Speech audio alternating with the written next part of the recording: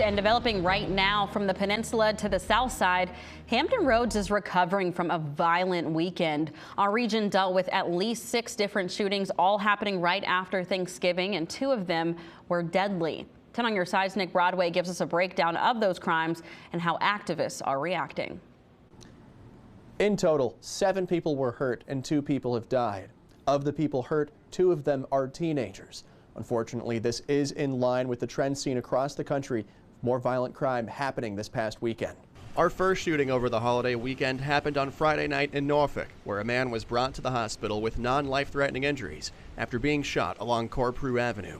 That same night in Portsmouth, police went to a crash at Fort Lane and Crawford Parkway, finding a man inside, dead with gunshots.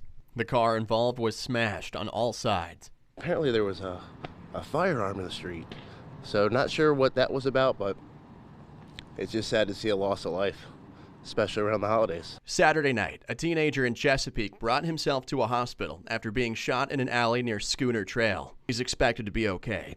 An hour after that shooting, police in Chesapeake responded to another teenager who was shot. He's also expected to survive. The very next morning in Newport News, 3 men were shot inside a home. 1 died, and the other 2 now have life-threatening injuries, according to police. Later that morning in Chesapeake, police were called to a fight along Portsmouth Boulevard. 1 woman was hurt in the fight, and a man was shot. Both have non-life-threatening injuries. Police say the suspects left before officers showed up. We feel like the first thing we can resolve a situation, grab a gun, go get a gun. That's not the solution. Well-known anti-gun violence activist Bilal Muhammad says more needs to be done to keep violence out of our homes and streets this holiday season. Grab one by the hand and listen to them.